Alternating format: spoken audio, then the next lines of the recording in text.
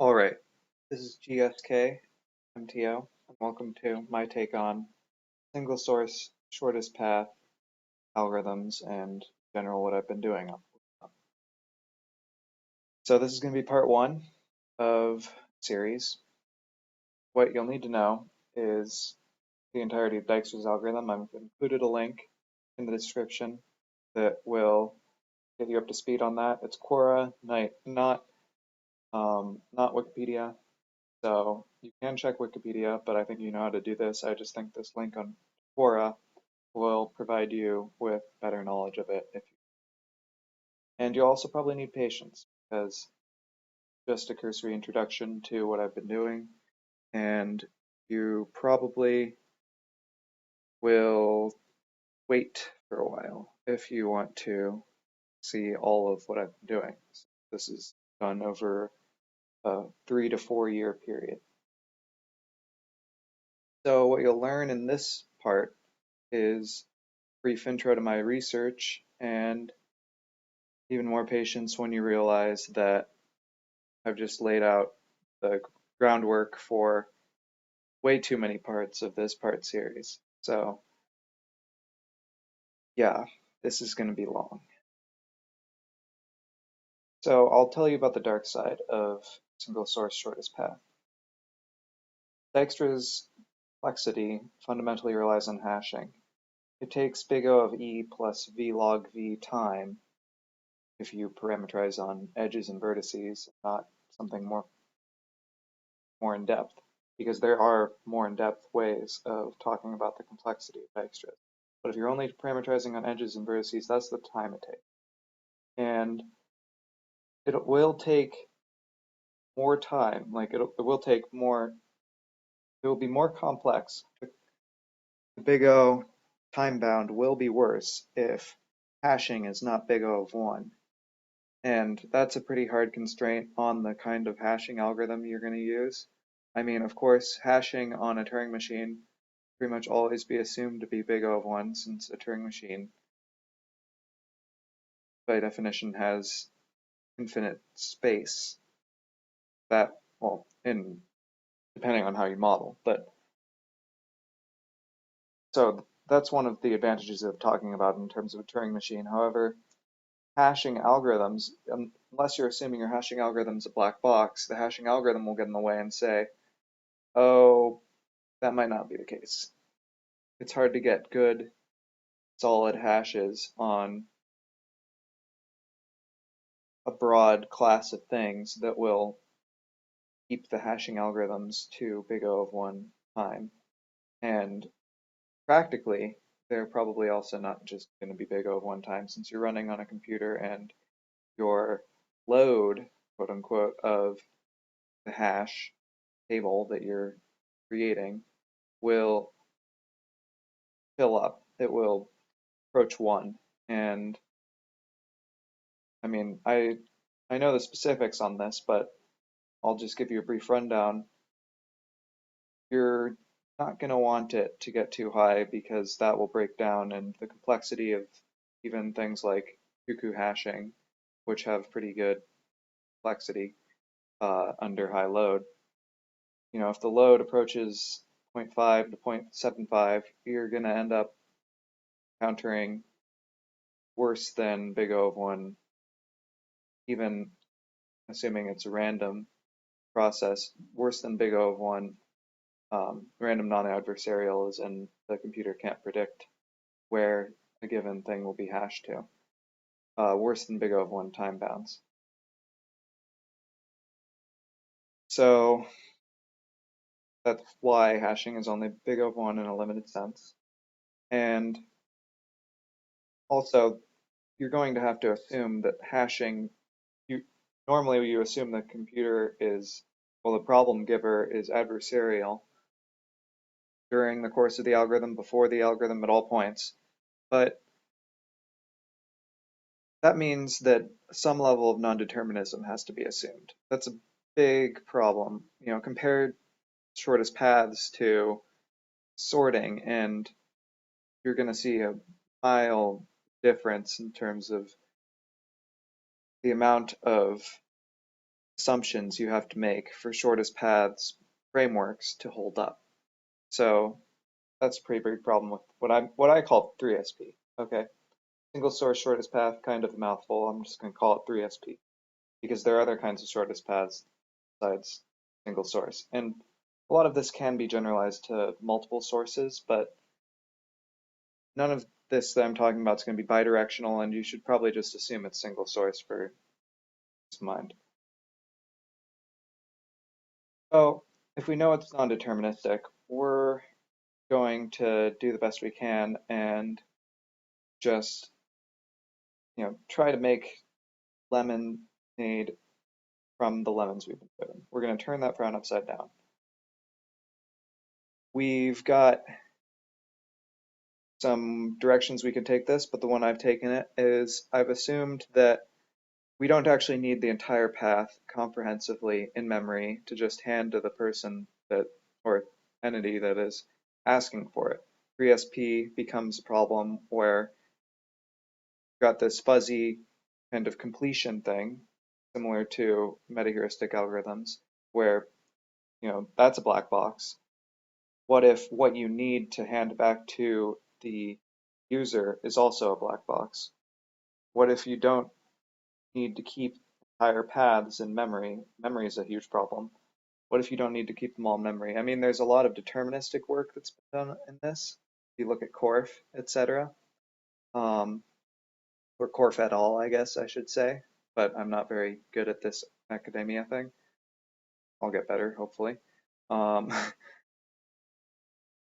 So what are some cases where a sketch is all you'll need? Maybe you're compressing really aggressively. So maybe, you're using some kind of um, lossy compression, or maybe you're compressing all the way up to the to the frontier of your closed list.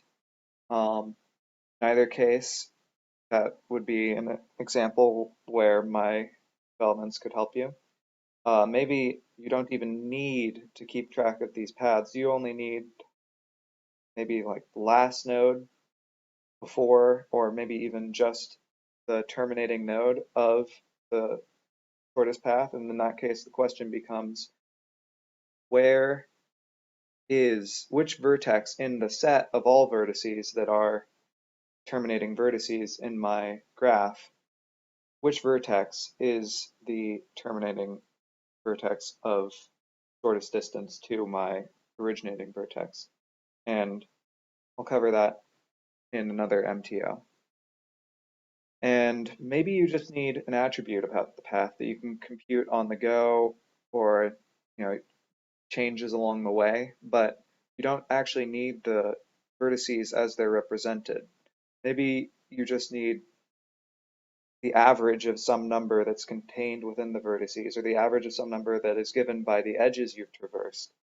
And sure, the terminating vertex is important, but the path that you've taken and the actual in-memory explicit representation of that path is just a means to an end. All of these make some pretty big assumptions, but a lot of the time you will end up with all or some combination of these answers to what you really need out of your search algorithm. And that's where we just say, why don't we just abandon this deterministic closed list? It's taking up memory. Okay, I mean, so many papers out there are just, we found out in this case that we can get memory savings by doing X yada yada yada Y Z. So we can just abandon this deterministic closed list and use the fact that we've got this assumed basically perfect, flawless, sparkly, clean hash function. Why don't we just use that all the time? Why don't we use the hashes of our vertices, or in this case, hashing along vertices, hashing the edges, as how we represent what we've already traversed? That, I mean, if you assume that the hash function's at all useful, you've got to assume that it's produces something that is of smaller size than the explicit representation of a vertex. So that's kind of all or nothing, because if you represent any of your vertices explicitly in your closed list, you've got one size that's your hash function in memory, and one size, and these hash functions, by the way, they don't have to be represented explicitly in memory. I've developed a way to, well, not developed, I mean, it's fairly obvious that hash functions are just numbers. They don't have any exact comparison value because you've got the probability that you're going to have a hash collision. So all of the progress I've made is in a framework that is non-deterministic and therefore probabilistic. So this is all or nothing in the sense that you have these deterministic ways of representing your closed list, and that they take up one size, and if that size is not optimal, if you want to reduce that size, I've proven, and I think it's fairly obvious, that under reasonable assumptions, you will be better just going with the completely non-deterministic approach and only representing things as hash functions, specifically because hashing along edges is the best approach to do this. And representing edges explicitly as pairs of vertices is not good. You don't want to do that. You want to hash along edges because it gives you more better probabilistic guarantees. It will give you less probability that you'll be wrong and hash A to B and then B to A, which is the only case. This will make sense in a later MTO. This is the only case in which the algorithm will fail where the deterministic algorithm succeeded. So there are some fundamental problems that is in the area of 3SP, and specifically my approach to 3SP. I've solved most of them in my little corner. I'm going to make an MTO for pretty much all of them, and an MTO for anything you guys want, or girls. Currently, I'm in the process of writing the software, so most of my research is done. I'm in the process of writing the software that will act as proof of concept and also act as a starting point to developing better solutions to existing problems that aren't just theoretical from the work that I've done. And I'll also cover those when they're readily present in what I'm explaining. So the first fundamental problem, kernel problem. It's a problem that exists in the deterministic approach to this.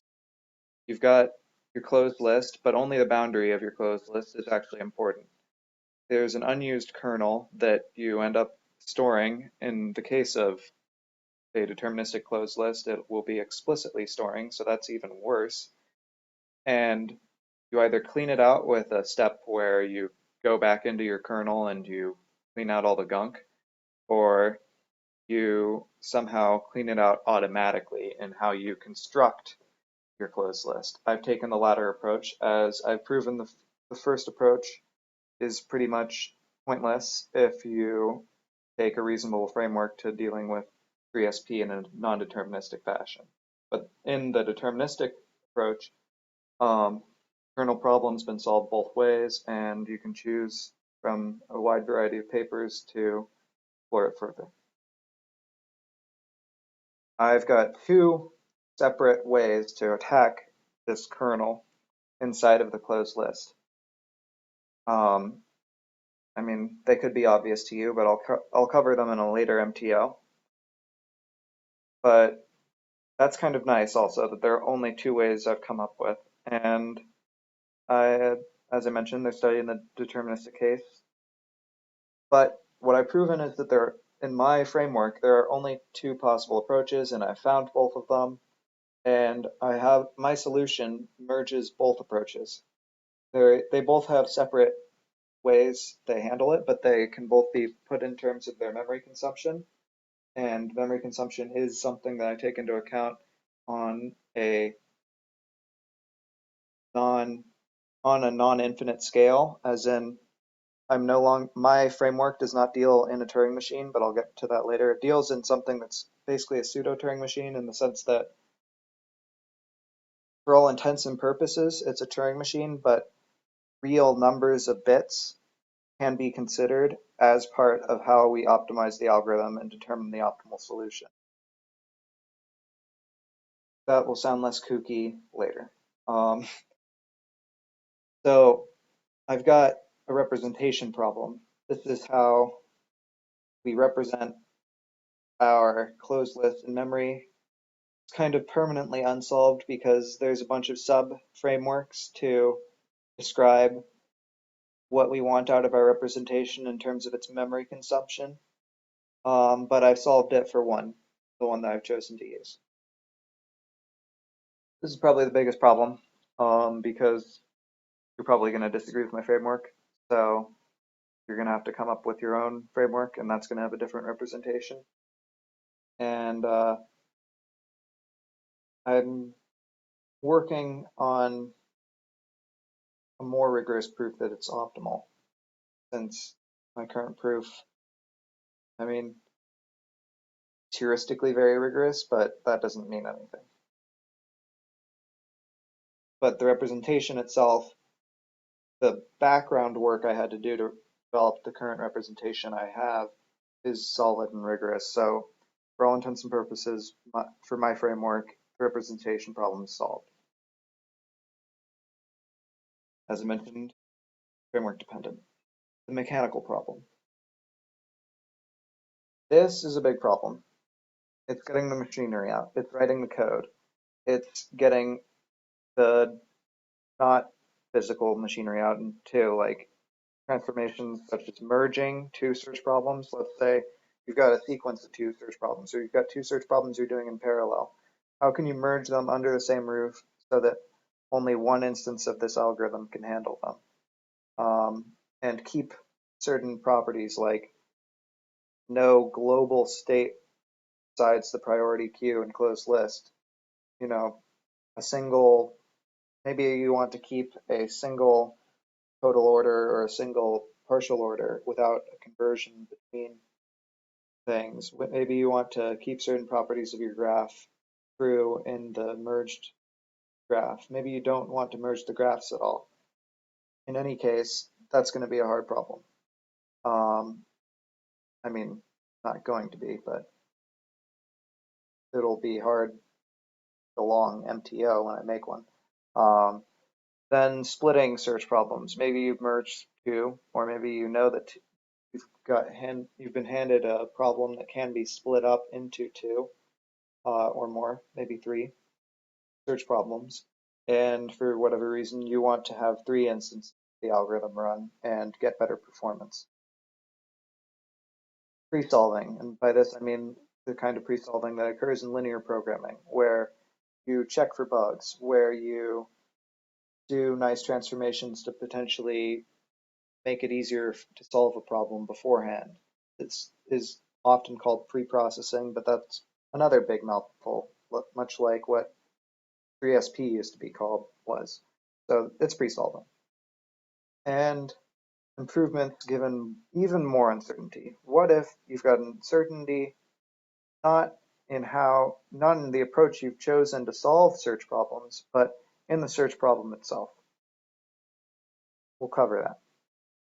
And I've solved a lot of merging search problems, pretty much zero splitting, pre-solving's forever open, and I've got one improvement given more uncertainty in the case where you have a chaotic function that determines edge weights for some subset of your edges.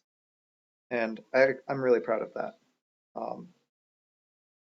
Give you a hint, orthogonal matrices are pretty important. So this is the end, done. Hope you liked it. I want you to be critical, but I want you to be constructive. I know I sound like a noob. I know I didn't cite any sources, probably should have. But this is just my take on it, and I've been working on this stuff for 4 years now. Should leave my notebook that I can only understand since no one can read my handwriting, and it should leave my head. It should actually get somewhere. So I'm hoping you like it. Thanks.